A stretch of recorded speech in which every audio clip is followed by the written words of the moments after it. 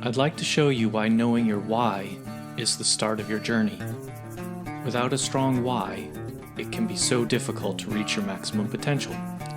My name is Dr. Jason Balara, and every week I meet with real estate investors and mindset specialists that are taking action in order to build a life according to their own terms. We will break down what drives successful people and allows them to achieve at such a high level. If you are a professional wanting to break through, or simply someone that wants to hear an inspiring story, the Know Your Why podcast is made for you. Hi everyone, I'm Jason Balara, and this is the Know Your Why podcast. Today I'm here with Paul Moore, who I think probably doesn't need much of an introduction, but first of all, Paul, I'd just like to say thank you for coming on the show today. I really appreciate it. It's such a great honor to be here. Thanks, Jason. Yeah, absolutely. Paul, I would much rather than read your bio, I'd much rather have you just tell us kind of your background. I'm sure people have heard you on lots of other podcasts. You've already put a lot of value out into the space. So maybe just give us a quick rundown of your background and we can talk about whatever it goes from there. Absolutely. So, I was clueless and going through school. I mean, I got an engineering degree, which was a mistake. I got an MBA, which was not a mistake.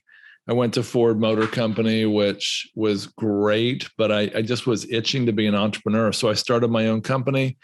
We transitioned over and did a lot of different staffing type things. We ended up selling to a publicly traded firm in 97, 25 years ago. And I left that and I didn't really know what to do next. I had some years where I was kind of clueless. I did a nonprofit organization, which I loved doing. But I was a mid 30 something entrepreneur. I got bored easily. I was pretty fast paced. I was a shiny object chaser, which was really bad for my investing. And I thought, well, as far as income wise, I thought I'm a full-time investor, but I really wasn't. I was more of a full-time speculator because I didn't know the difference between speculating and investing. And, as Buffett says, investing is when your principal is generally safe and you've got a chance to make a return. Speculating is when your principal is not at all safe and you've got a chance to make a return. And I was definitely a speculator more than an investor. And I made money, but I also lost money. I got into real estate and I made a lot more money than I lost, but I still had a speculative mindset. I've got a lot of examples of that. Like the time I bought a 5-acre property, a waterfront property, with the assumption that I could divide it into 5 1-acre lots, and found out later that that was not possible. And that has a great story attached to it. If you want to ask me, I'll circle back and tell you how that one got resolved, which was really fun. And it connects directly to my big why. But at any rate, I ended up involved in all kinds of residential real estate deals, selling waterfront lots, flipping houses, flipping duplexes and other multifamily. I built some houses, which was a big mistake for a guy who didn't know anything about construction. And I just spent a lot of years kind of wondering, how do these guys get into commercial real estate? Like these Forbes 400 men and women who are the wealthiest in the country, they seem to be in commercial real estate. And I finally got thrust into commercial real estate in 2010 when I did an oil and gas speculation that turned into a opportunity for us to build housing for oil workers in the North Dakota's Bakken region. And so I went from multifamily into self-storage, into mobile home parks. And now we've launched 6 funds with my company, Wellings Capital. So that brings us right up to today. So much there. Let's start. I do want to hear how that story ends with the waterfront 5-acre property and in whatever order you like. But I think that, speculation versus investing concept is a really important one. And I think that it's important to obviously to not be a speculator and be an investor, but I think it's probably something that when you're talking to people outside the space, I think that they think that we're speculating. I think that they think when we have these, opportunities, whether it's in multifamily or self-storage or mobile. I feel like a lot of people that are the retail investors think that it's all speculation. So maybe you can speak to that, the differences there, and then tell us how that story sort of ends with the 5 acres on the beach, which sounds amazing. Yeah, right. Well, the speculating and investing thing, Warren Buffett says, if you don't learn to make money while you sleep, you will have to work until you die. And that's why I love passive investing. But I didn't really understand the nature of true wealth. I mean, it's great to flip houses. I'm all for it. Flip other stuff too. But I wasn't building, at least in my case, I wasn't building true wealth. I think that true wealth is owning assets that produce cash flow. And I wasn't doing that. I was actually just doing a lot of transactions, and I've got all kinds of businesses I can think back to where I had to do transaction after transaction to make money or to build wealth. And so when I discovered commercial real estate, when I, eventually got into multifamily in 2011, I realized that, that having assets that produce cash flow is a great way to go. And real estate specifically is, the subscription concept, Apple and all kinds of, thousands, millions of companies know that, but having real estate specifically is something, Warren Buffett, again, he's not a real estate investor, but he said, I would rather invest in Wrigley's gum than the internet because I don't know where the internet will be in 10 years. I think I know how people will chew gum in 10 years. And it's the same with multifamily and other types of real estate. I don't know what's going to happen with tech or Bitcoin or medical, science and all kinds of things, even Facebook. Where is it going to be in 10 years? But I do know people will need a place to live. I know they'll be paying rent. And if I'm not mistaken, Americans will still be storing a lot of stuff in storage and living in mobile home parks. And so these are the asset types that I really choose to focus on. And another thing about real estate, of course, is, we have the tax benefits of 1031 exchanges, and we have, the opportunity to do bonus depreciation to create losses for our investors and ourselves that, provide tremendous tax benefits. And so those are some of the things, when I think about investing versus speculating, I'm really focused on, another thing is circle of competence. When I started a wireless internet company with some friends in North Dakota in 2012, just because the commercial real estate was working out and we knew we needed wireless internet there, well, that was outside my circle of competence. And that was a big mistake. Even though it could have made tens of millions, and we had every reason to believe it would, it was outside my circle of competence. And whether it turned out well or not, it didn't. Whether it turned out well or not, I would say it was a speculation. Totally. Yeah. I think of Charlie Munger, Warren Buffett's partner. He's got a friend named John Arriaga, who's in I believe he's in the Bay Area. John Arriaga said, I'm only going to invest in real estate specifically within 1 mile of Stanford's campus. Now, his circle of competence is not real estate. It's not real estate in America or California or Northern California. It's real estate within 1 mile of Stanford's campus. And John Arriaga is now a billionaire, according to Charlie Munger, because he did that one thing so well for decades. Yeah. And, I really, really believe that if everybody would focus on their circle of competence and learn to invest and not speculate, they would build a tremendous amount of wealth, even if they were bored in the process, because real investing can be boring. The first Nobel Peace Prize winner from the US in economics, Paul Samuelson, said investing should be boring. It should be like watching paint dry or watching grass grow. If you want excitement, take $800 and go to Las Vegas. Yeah. I mean, I'm sort of glad that you followed that up, because you first said that investing could be boring. And it's like, I think I hadn't heard that quote before, but it's like, it probably should be, because that means it's, sort of just doing what it's supposed to. If it's exciting, that means there are problems. That means there are big ups and downs, and that's no longer really what your main goal is. Tell us about that house on the beach and the that you thought you were going to subdivide. Yeah. So unless you make me, I won't give you some of the details because I think it would be boring for most people. But let me tell you the big picture story. Sure. So in 2000, I'm going to say 6, we bought a 5-acre waterfront parcel that it had the exact shape and the water frontage and the road frontage and the acreage to divide it into 5 1-acre lots. It was just perfect. It was a nice big rectangle.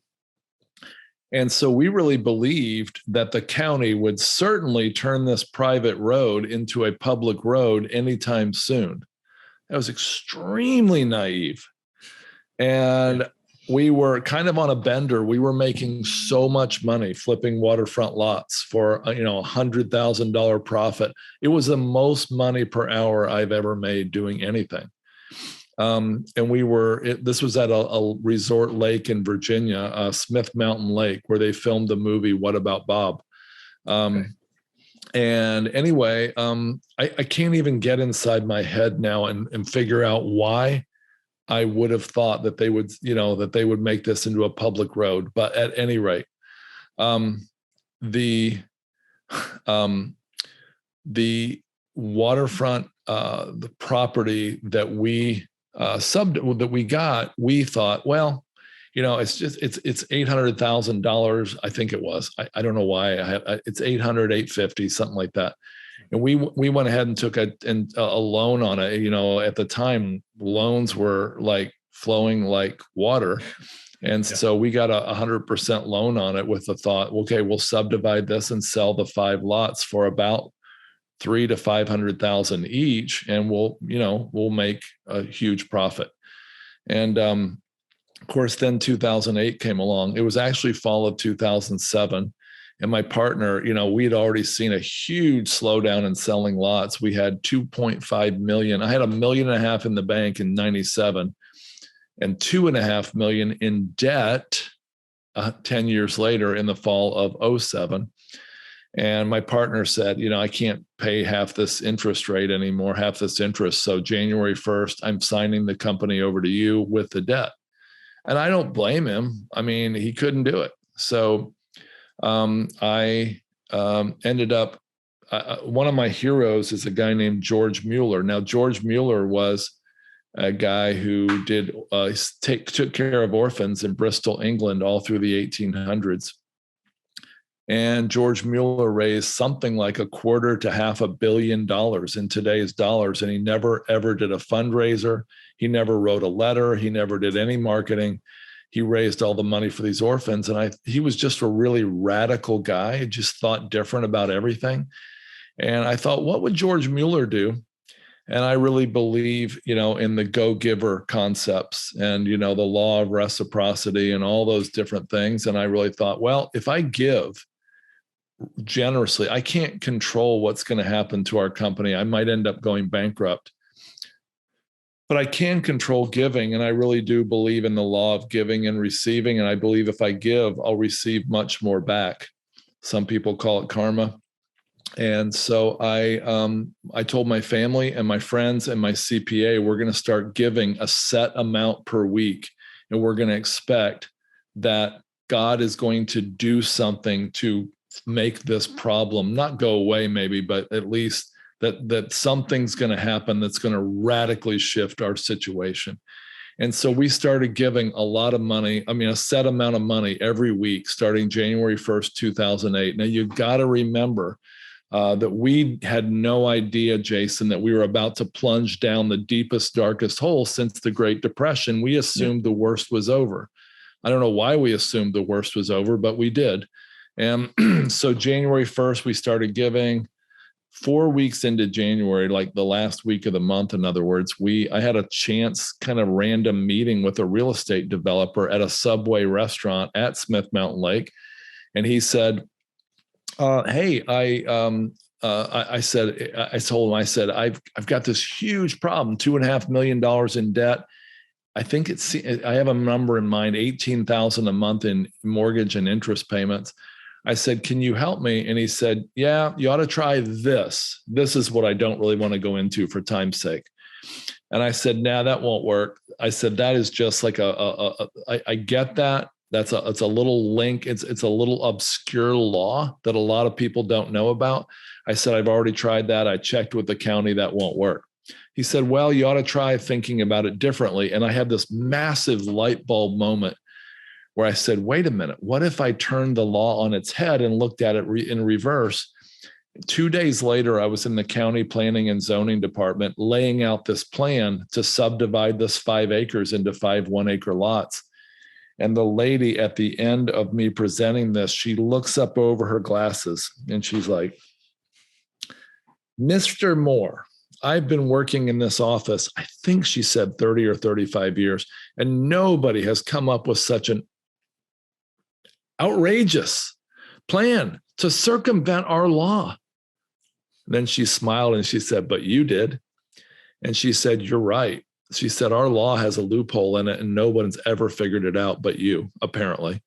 And she said, I'll approve your request. She said, you're approved. If you can do this and this and this, which was easy, you're approved to subdivide your land.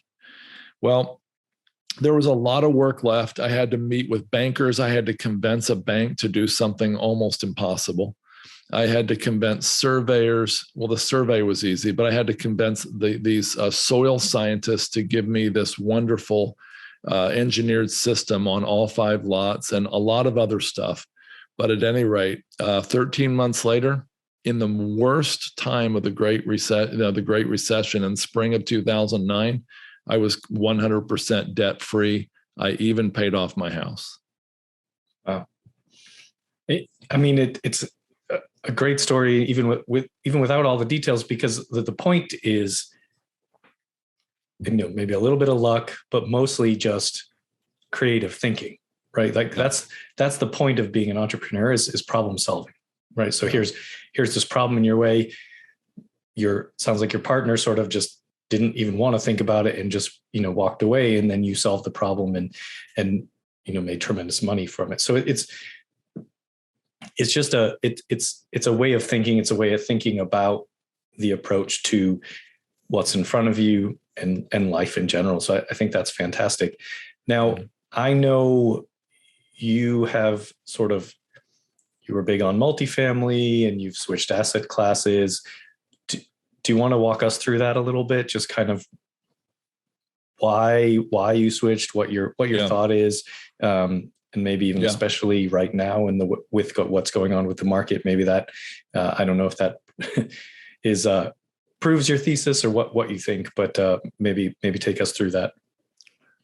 Yeah. So I want to be clear that I wasn't as clear, let's say 5 years ago on what I'm saying as I am now. A lot of it was aha moments along the way, but it would be way too long of a story to go into all those aha moments. So, I wrote a book called The Perfect Investment, and The Perfect Investment was all about multifamily. And I have all the reasons, the demographics, the loan defaults, all the, showing why, immigrants and Gen Z and millennials and baby boomers and all this stuff, why they need multifamily housing, why there was a major shortage after the 2008 to, let's say, 13 era, and why it was the perfect investment. And I still believe that.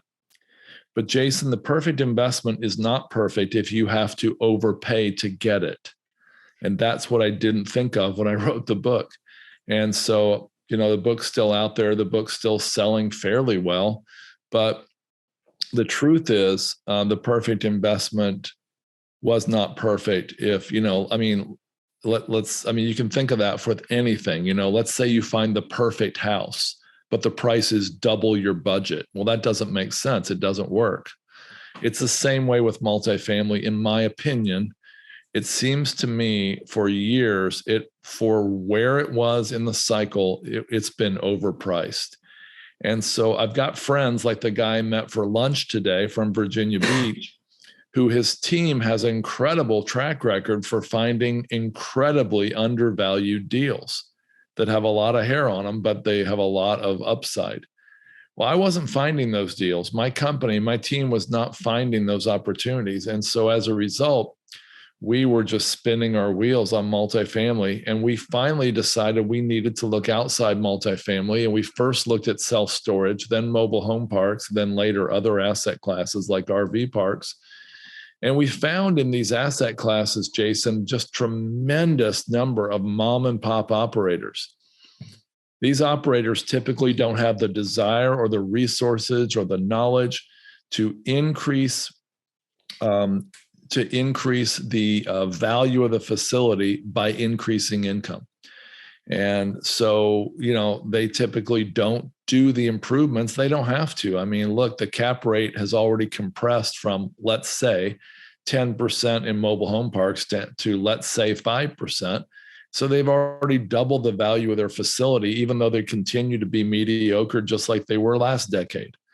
And so acquiring these and paying them full price, let's say a 5% cap rate, with significant upside, significant meat on the bone, has turned out to be a gold mine for the operating partners we work with. Now, Wellings Capital, and again, I didn't have this aha moment 5 years ago. It came along later, but we realized, hey, we can't be Michael Phelps. I mean, if Michael Phelps would have tried to win 27 gold medals by, competing in shot put and javelin and long jump and all these different sports, you probably would never have heard of him, but he hyper focused on the events in the pool.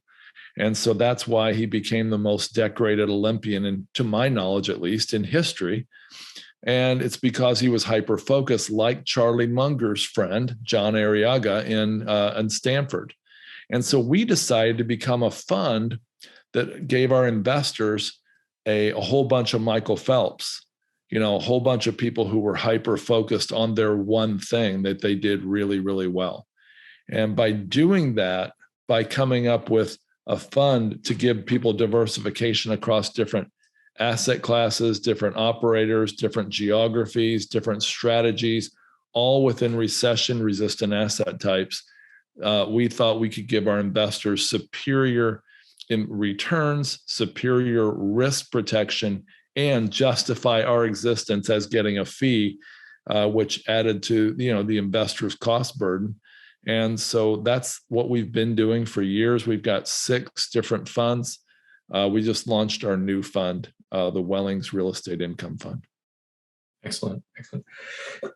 Yeah, it makes total sense. We're in for a little bit of a change here in terms of the pricing of all these assets, but yeah, things were getting so kind of out of control, especially on the multifamily side. So that strategy shift makes a ton of sense. Well, Paul, let's actually shift gears here, and I'll ask you the questions that I like to ask every guest, so we have time to get through that. The first one I ask everyone is based on the name of the show being Know Your Why, but what is your why? At this point, I mean, you've been extremely successful. You've seen a lot. You wrote a book about the perfect investment and then decided it was no longer the perfect investment enough to move on and find others. So I think you have a wealth of experience and knowledge. What is still pushing you forward at this point? Yeah. If you took the record profits of Apple, General Motors, Nike, and Starbucks, record profits, added those together, double that number, you'd have the approximate profits generated by human trafficking every year, according to the U.S. State Department. That's a shocking number. And I'd like to believe that if I was alive in the 1800s, I'd be an abolitionist. If I was alive in or at least an adult in the 1960s, I would have been fighting for, civil rights. Well, this is a civil right. It is slavery, and it is the worst that in history of the world. Since you and I started speaking, approximately 300 people have been sold or captured into slavery. And so it's a travesty. And so my company, Wellings Capital, and me personally, we're trying to do everything we can to raise awareness about this horror, and also to raise funds to try to fight human trafficking and rescue its victims.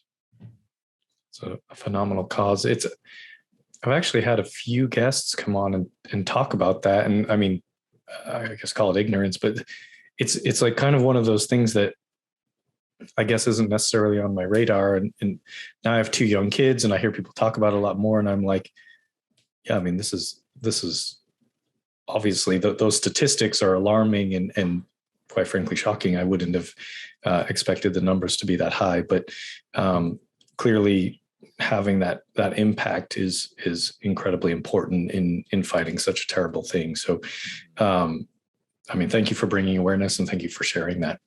Yeah, absolutely. Okay. Second question is, tell us something about yourself that maybe isn't common knowledge, a special skill, a hobby, and anything you're comfortable sharing. Yeah, this is fun. I was actually at a small group at our church recently, and they asked, the game, 2 truths and a lie. Yeah. And I told this one. I was Dayton, Ohio Golden Gloves champion, 1981.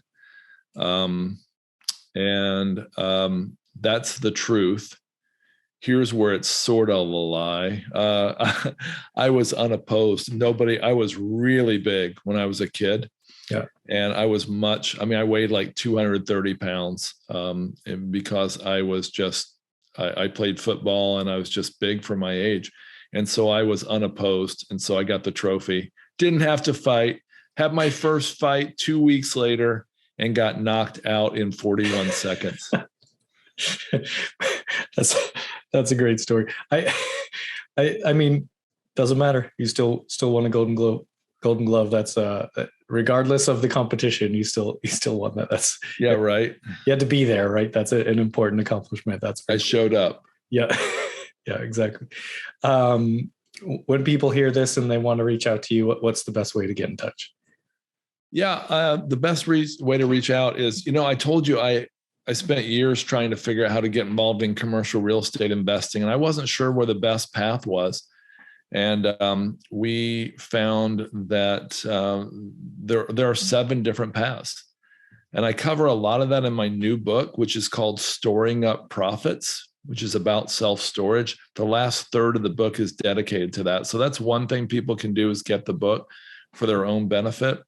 Or they can reach out to us at Wellings Capital, WELLINGS, wellingscapital.com/resources. And with that, at that site, they can get a free special report on how, different ways to get involved in commercial real estate investing. Awesome. We'll put that on the show notes. Fantastic. Last question for you, Paul. What is a piece of advice that you would give to someone who's getting started in real estate, trying to get their investment journey going? What would you tell them to help, kind of move them forward a little bit? Yeah, I get that question quite often, and I can't seem to get away from 2 answers. One, I've already covered in a lot of detail, actually both, I guess. One was, try not to get the same excitement you get as an entrepreneur from your investments. And so another way of saying that is allow it to be boring. One of the greatest investors ever said, investing should be boring if you're making money and if you're having fun. He said, if you're having fun, you're probably not really making money and building real wealth. And so I would say, consider the possibility that guy, John Arriaga around Stanford, probably got bored in those 30 or 40 years and probably got tempted to do all kinds of stuff outside his circle of competence, but he didn't. And that's why he became a billionaire. That's one, I would say, incredible focus, be willing to be bored. That'd be one. And then the other piece of advice, real practically, would be, I would get involved in commercial real estate one way or the other as soon as you can. Now, I've got a close friend and former business partner who's got 25 rental houses and he's doing really, really well. But when I hear about his life, when I hear about the calls at midnight and the hassles he goes through and the burned up, the fire in the unit and all that stuff, I would rather do commercial real estate. And I've found it to be much more to my liking. And most people in commercial say they wouldn't want to go back. But most people in residential who say they would like to do commercial. I mean, the vast majority, from my experience at least. Yeah. And I feel the same in terms of just people I've talked to on the show. Is just a lot of people have either come from, residential real estate into commercial, or they have that intention eventually to move that way. So makes total sense. When I say commercial, by the way, I include multifamily in that. Yeah. Yeah, of course. Yeah. The sort of larger assets. Right. Thank you. Thank you for coming on. I appreciate your time. This has been great and super valuable, I think, for our listeners. So appreciate having you on today.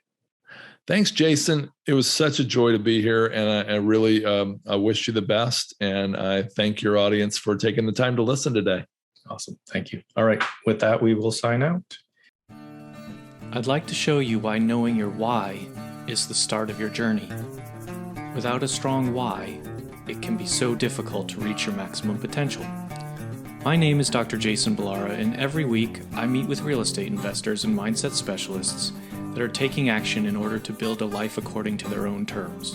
We will break down what drives successful people and allows them to achieve at such a high level.